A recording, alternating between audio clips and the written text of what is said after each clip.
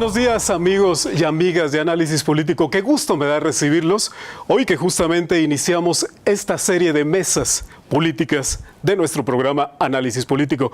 Y mire, lo hacemos de una manera muy grata porque tenemos a un hombre que conoce de la política, de la sociedad, fundamentalmente de lo que acontece en el país. Es el maestro Guillermo Valdés Castellanos, quien fue director del Centro de Investigación y Seguridad Nacional de 2006 a 2011 y actualmente se encarga del área de análisis político dentro de GEA. Maestro, es un honor tenerlo con nosotros. Muy buenos días y muchas gracias por la invitación. Y por supuesto también, como siempre, mi estimado amigo David Mendívil. David, qué gusto saludarte. Muy buenos días, Juan Lorenzo, maestro Valdés, amigos de Análisis Político. Maestro, hay temas importantes que es importante fundamentalmente hacer un análisis en relación con el pasado, por supuesto, pero también con una mirada hacia el futuro. Y le planteo yo la siguiente pregunta para iniciar nuestra charla. La gobernabilidad, un elemento fundamental para cualquier gobernante. Y en este caso, hablando del presidente Enrique Peña Nieto, ¿cuál es el panorama que en este momento, prácticamente a 2 años ya de la elección, se presenta para él? Pues mira, la gobernabilidad es una variable fundamental para que las cosas vayan bien en el país. O sea, la gobernabilidad tiene que ver con la capacidad de aplicar un proyecto de gobierno, la capacidad de hacer que crezca la economía, la capacidad de aprobar reformas, de ponerlas en práctica, de solucionar los conflictos sociales que se generen a lo largo del gobierno. Y realmente la situación de la gobernabilidad en estos meses y en los futuros está complicada para el presidente Peña, porque estamos en un momento crucial de la aprobación de las leyes secundarias en materia de telecomunicaciones y energética, y eso yo creo que se van a aprobar y va a salir bien, pero ahorita el gran problema que está enfrentando el gobierno es una mala situación económica, porque la economía no ha podido crecer lo que se pronosticaba. El año pasado se pensaba que el PIB iba a crecer 3.5, acabó creciendo 1.1. Este año comenzamos con un pronóstico de crecimiento casi de 4%, y lo que ha ocurrido en los primeros 4 meses, 5 meses de este año, vemos que la economía no está despegando como se preveía, de manera que a lo mucho el crecimiento económico de este año será entre 2.5, 2.8 y a lo mejor todavía menos. Entonces tenemos un problema ahorita delicado de gobernabilidad. Y hablando precisamente de problemas, desde el inicio del sexenio de Enrique Peña Nieto, pues fueron todas estas reformas, y una de las más aceptadas fue la educativa, pero la que menos fue la reforma hacendaria, donde actualmente el 59% de los ciudadanos, según GEA, no está conforme, no está a gusto. Se ató muy rápido las manos Enrique Peña Nieto con esta reforma, sobre todo la hacendaria, que no la va a volver a tocar en el sexenio, pero sí marca ya los próximos años. Pues sí, yo creo que pensaron que las implicaciones de la reforma fiscal iban a ser temporales, porque siempre que el gobierno recauda más impuestos o que sube el IVA, por ejemplo, pues hay un momento temporal de mayor inflación y de descontento, pero por lo que estamos viendo en cómo van evolucionando variables como el consumo y la inversión privada, pareciera que el impacto de la reforma fiscal ha sido mucho mayor y más prolongado en el tiempo, y está convirtiéndose en una causa de que la economía esté mucho más lenta de lo pronosticado, y la gente está muy descontenta pagando más impuestos. Pensando, maestro, en el inicio del año muy difícil en materia de crecimiento económico, un crecimiento real del 0.6% en el primer trimestre del año, y me viene a la mente ese pacto que se socializó a través de este nombre, un pacto fiscal a través del cual el gobierno se comprometió a que no iba a haber incremento de impuestos. ¿Cuál sería la salida al ver el impacto real que tiene una reforma hacendaria que no funciona, que no fluyen recursos hacia el gobierno? ¿Cuál podría ser una posible salida si acaso se cumpliese con esta palabra? Sí, No, bueno, el gobierno está comprometido a la estabilidad tributaria, que así se llama el acuerdo que tomaron. Y yo creo que la posibilidad es que el Congreso le enmiende la plana al gobierno. Y el gobierno diga, yo dije que no lo iba a modificar, pero no está en mis manos, porque la política fiscal depende del Congreso y el Congreso la puede modificar. Y ahí pues tendría que haber un acuerdo entre los legisladores de PAN y PRI fundamentalmente. Si el PRD quiere entrar, pudiera hacerlo, pero la única manera que yo veo de que esto cambie sería que lo hicieran en el Congreso en el próximo periodo ordinario de sesiones. Prácticamente como lo dijo Vicente Fox al inicio de su sexenio, el presidente propone y el Congreso dispone. Así es, sí, suele suceder, ¿no? Aunque luego la gente piensa que el Congreso obedece las órdenes presidenciales, pero no es cierto ya eso desde hace mucho.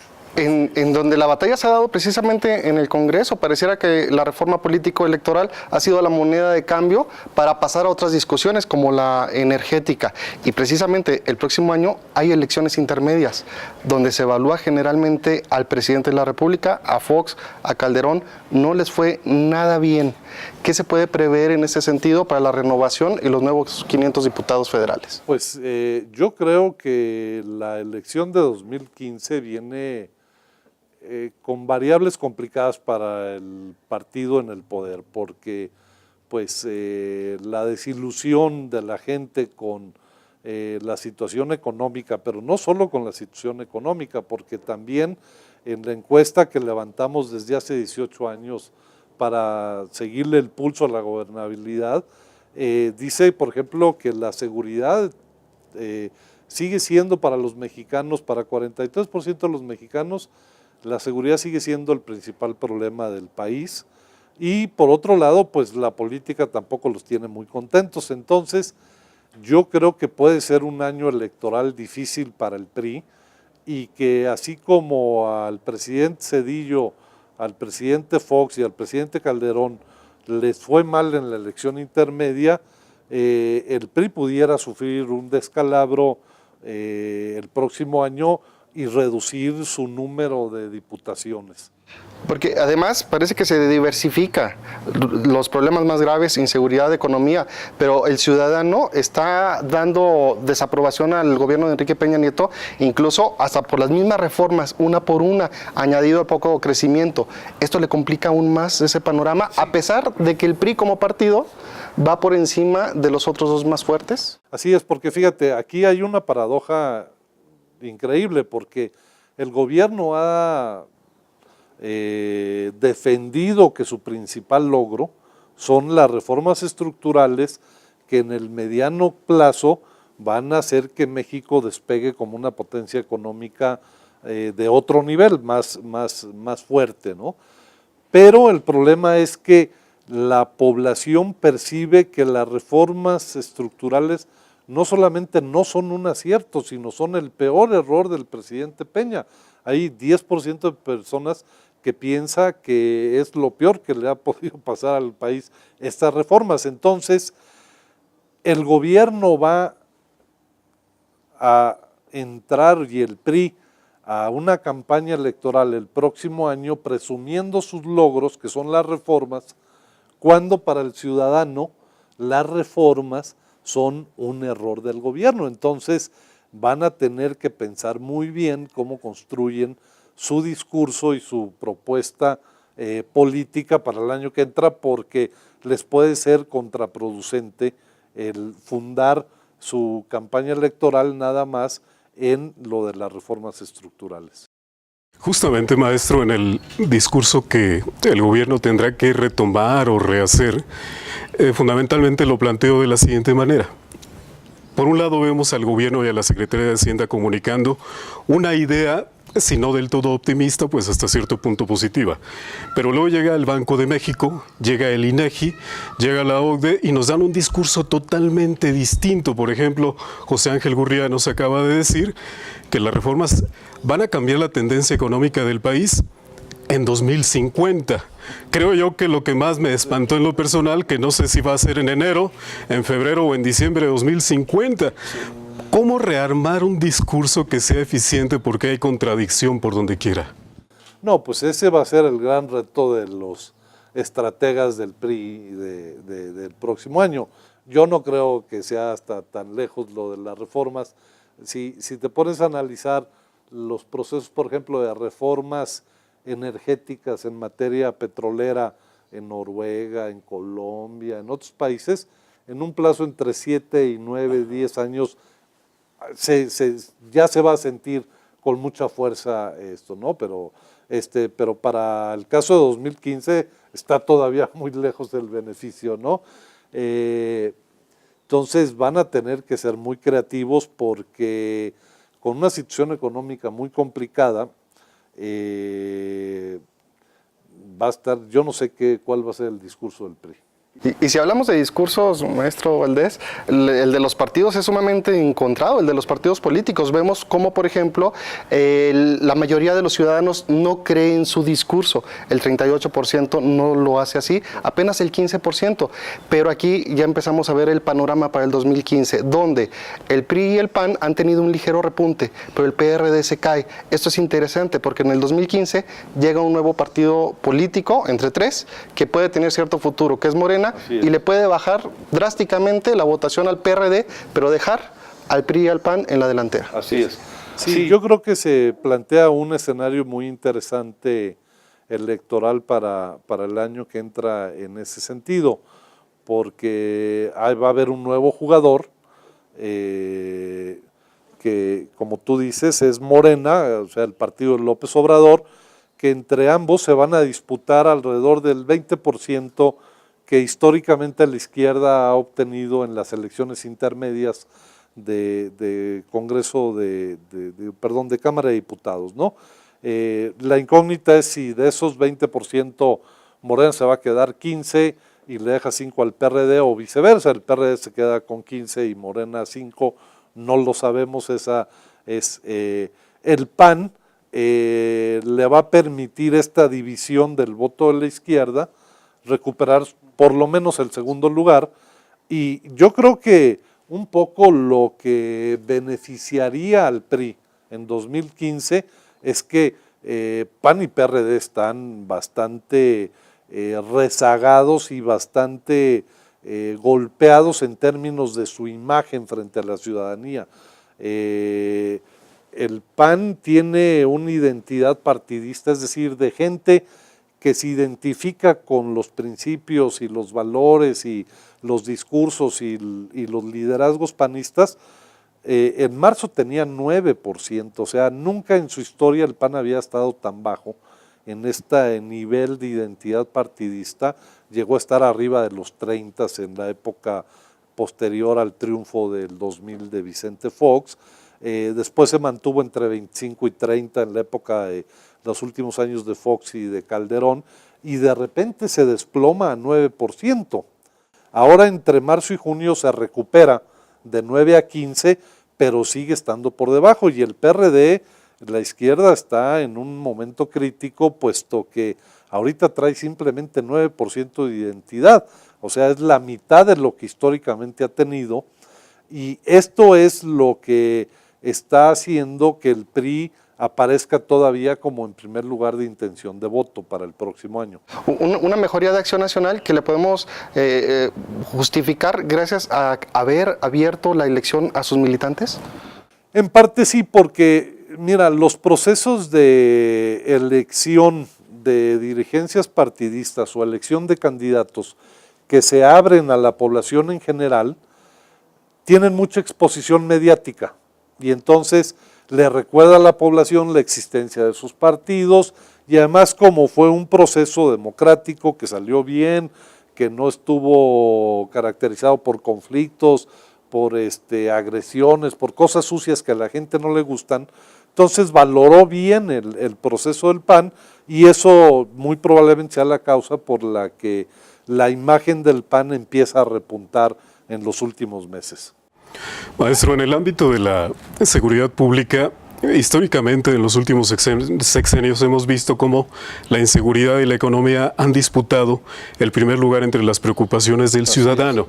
De acuerdo con la dinámica de GEA, ¿cómo es que, por ejemplo, la inseguridad es la principal preocupación cuando históricamente se ha dicho que cuando me pasan que ya no tengo pesos en el bolsillo, eso es lo que más me preocupa? ¿Cómo se establece?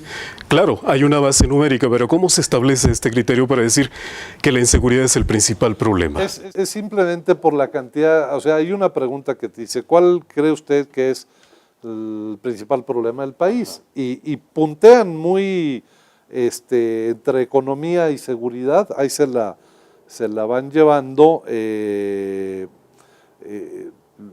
alrededor del 40%, 40 y tantos piensa que es la inseguridad y 38% la economía, ¿no? Entonces, podemos decir básicamente que la población está dividida en dos bloques, en uno que piensa que es un poquito más preocupante la economía y otros que dicen que es un poco más preocupante la seguridad.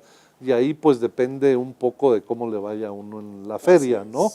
Yo creo que 40 y tantos % de población que dice que está muy preocupada por la seguridad, que dice que la seguridad es porque en su estado hay una situación crítica de secuestros, de extorsiones, de homicidios, ¿no?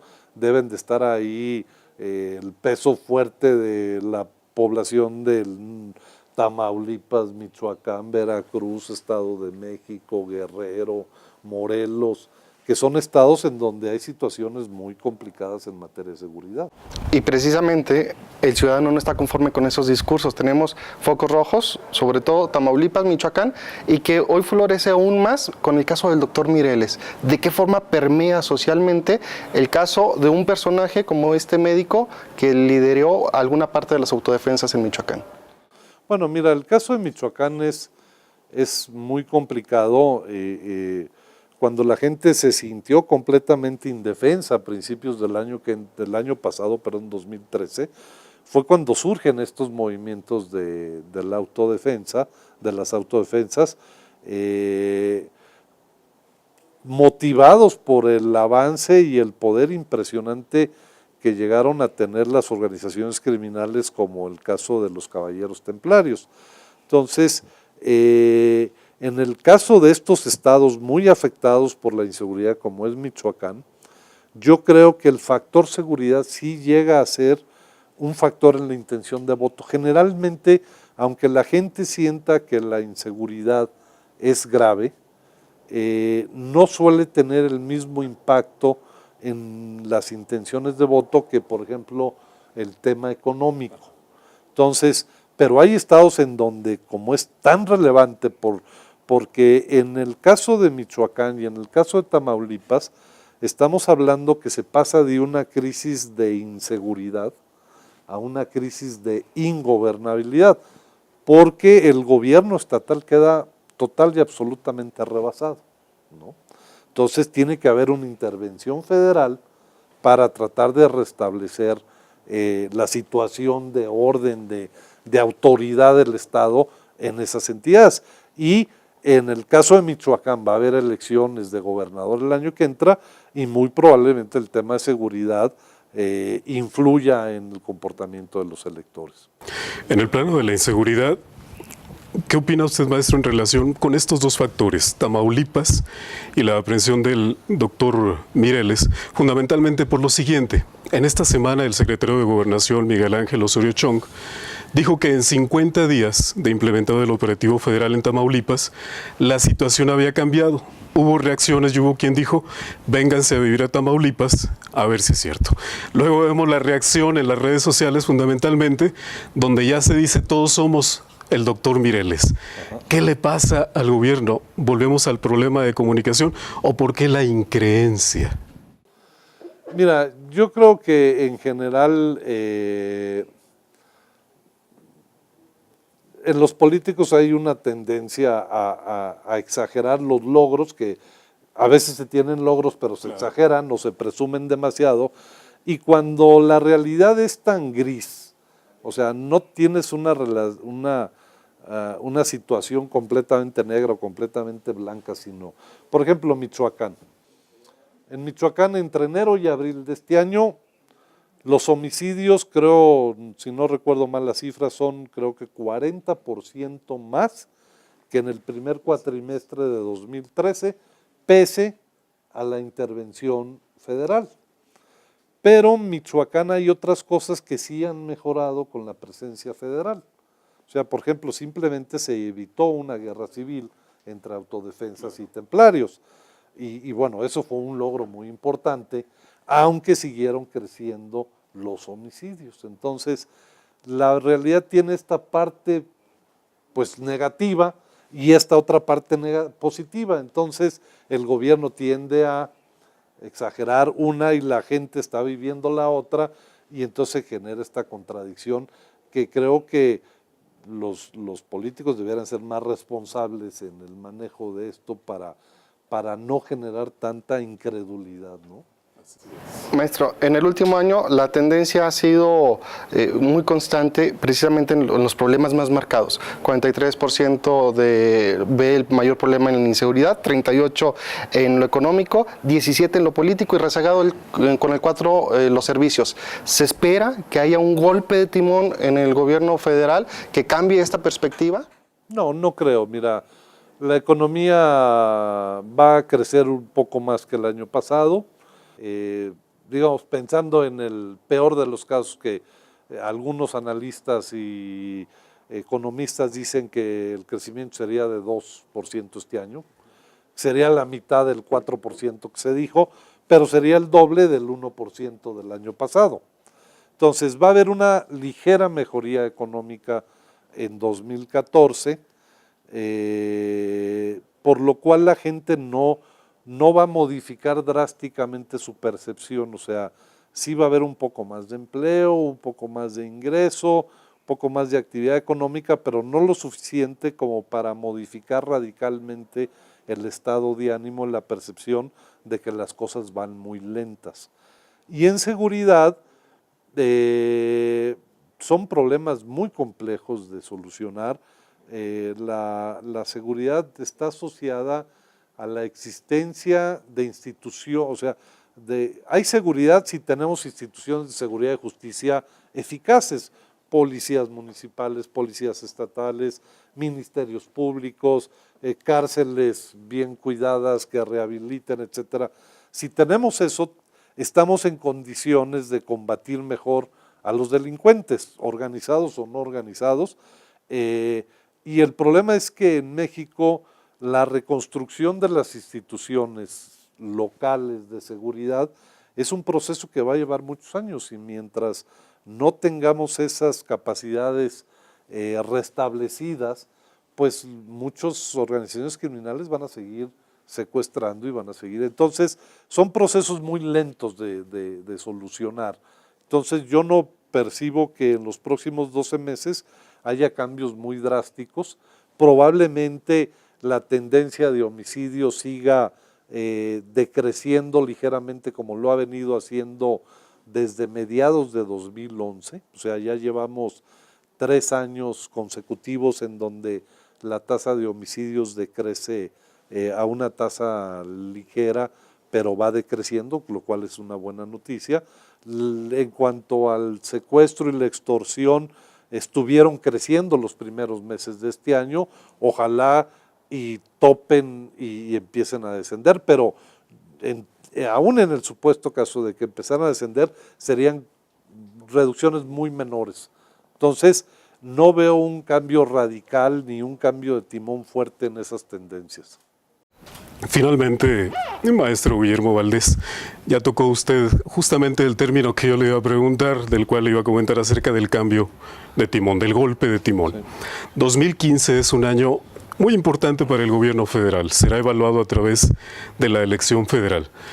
¿Tendrá el gobierno la capacidad para dar un cambio, para hacer un viraje importante? Ya lo dijo usted, por supuesto que el Congreso tiene que hacer su parte, pero dentro de lo que toca al gobierno federal, dependiendo de los resultados, Por supuesto que meterse en la cabeza de otros, creo yo que es una ciencia que no nos corresponde.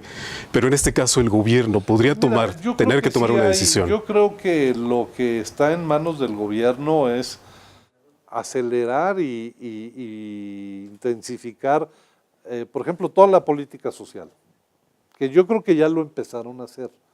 En marzo, por ejemplo, a nosotros en la encuesta nos salió que el principal logro del presidente era el combate al narcotráfico. En lo que no quería ponerle atención, que era el tema de seguridad, fue en lo que salió como más reconocido. Ahora en junio, a la pregunta cuál es el principal acierto del gobierno, empiezan a mencionar programas sociales, la ayuda a los pobres y la ayuda a las personas de la tercera edad. Entonces, yo creo que ya están haciendo ese viraje y de ponerle más énfasis a la difusión de los programas sociales, la cruzada contra el hambre, en fin, la reforma educativa que sí está bien valorada, este tipo de cosas, y vincular la imagen del presidente a estos programas sociales puede ser una parte de por donde puedan dar este golpe de timón, si es que así le pudiéramos llamar. Así es. David.